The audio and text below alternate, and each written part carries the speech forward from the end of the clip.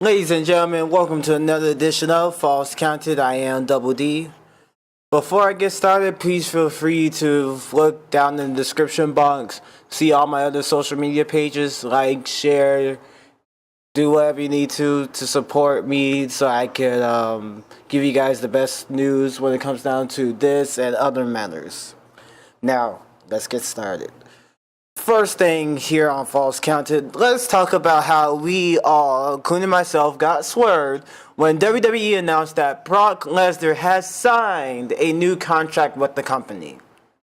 According to the website Healed by Nature, in his new contract, he is allowed to have one UFC fight. Again, one UFC fight in his new contract, and the finish of the match, nobody knew to basically the day of Mania.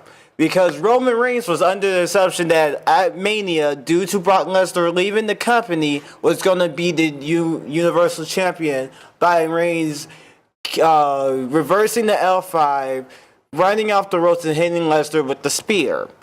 That wasn't the case.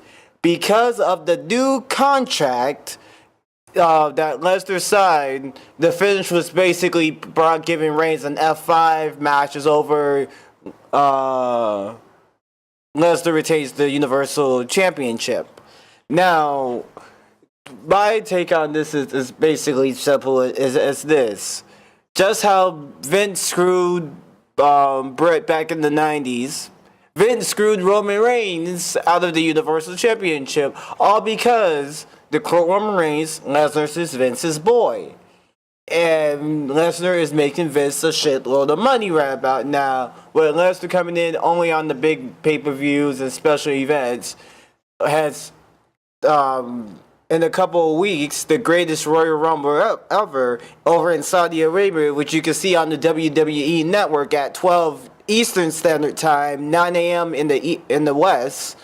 Lesnar faces Roman Reigns again for the Universal title, and this match will be taking place inside of a steel cage. Now, for those of you who don't know what a steel cage match is, because again, you may be jumping on the WWE bandwagon, basically, the steel cage is this: keeps anybody from entering and interfering in the match.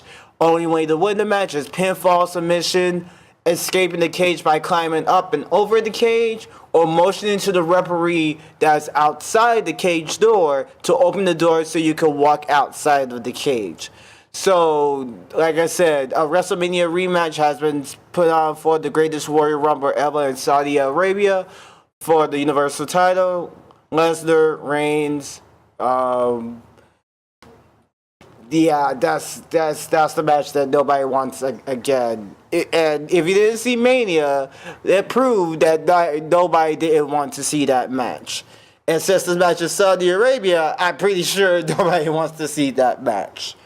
Now, I'm pretty sure, and this wasn't on my run sheet, let's talk about the greatest Royal Rumble ever in Saudi Arabia. Now, I'm pretty sure that none of the women superstars are going to be in Saudi Arabia. Not because they don't want to be there, it's just the fact that over there, women have no value over in Saudi Arabia. And I don't mean that as disrespect. I mean it literally. Women's right over in Saudi Arabia are none. So I'm pretty sure WWE will not have women over there competing. And if they do, they have to cover up because, again, no piece of flesh over there will not be shown of a woman's skin. So that's my take on that. All right. And speaking of women, we all know Asuka lost against Charlotte Flair at Mania. Charlotte was cutting a promo, and two women from NXT named the duo called themselves the Iconics.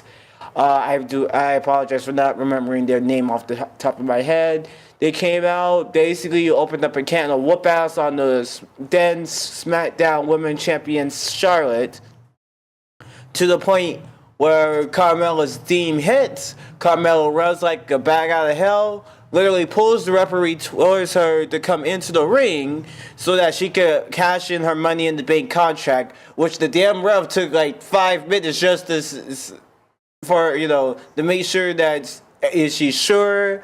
Do you want to do this? Yada yada yada.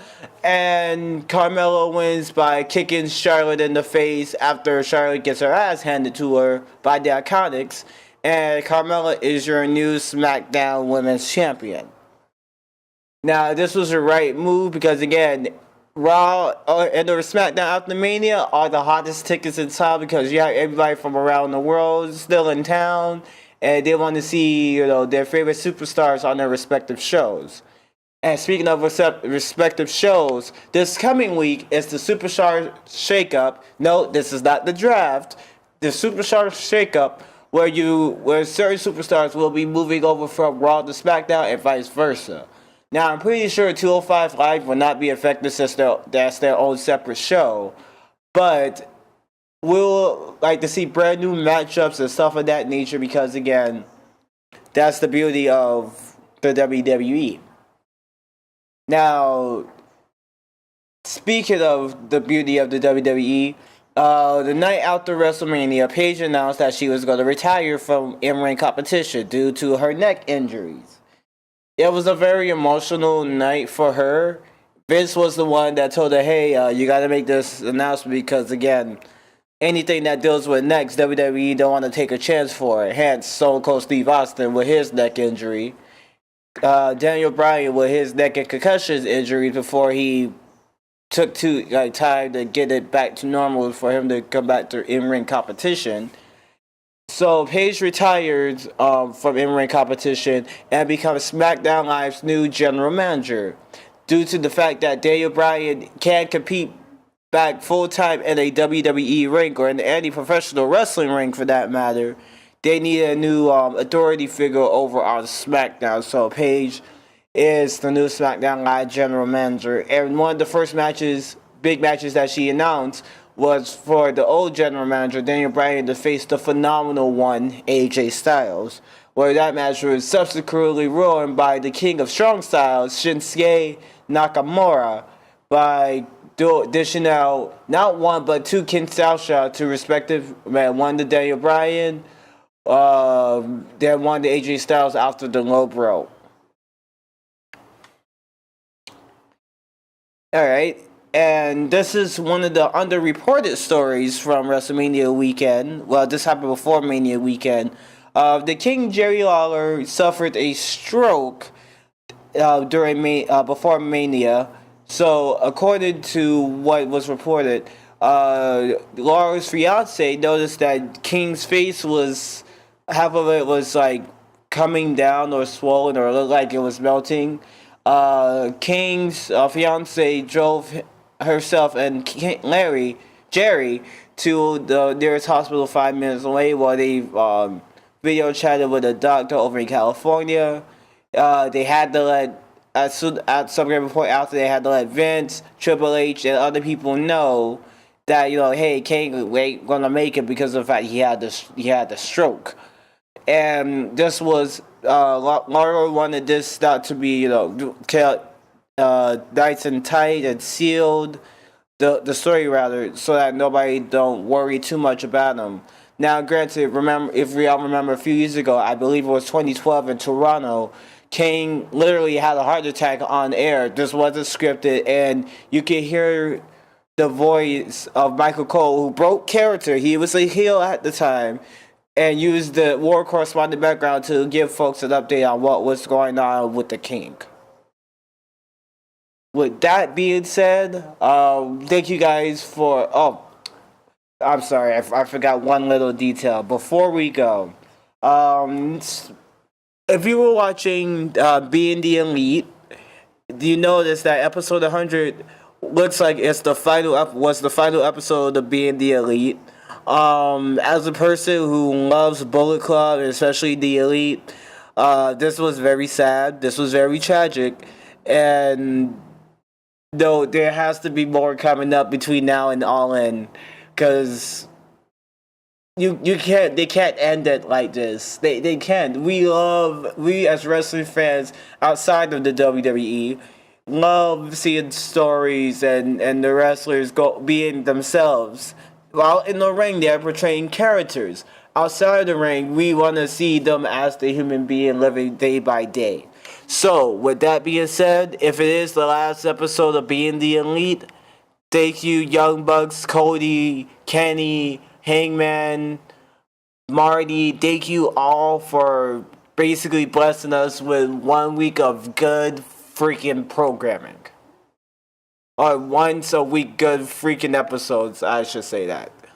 With that being said, this has been Falls Counted. I am Double D. Follow my social media stuff, and until we meet again, friends, the falls will stay counted. 1, 2, 3.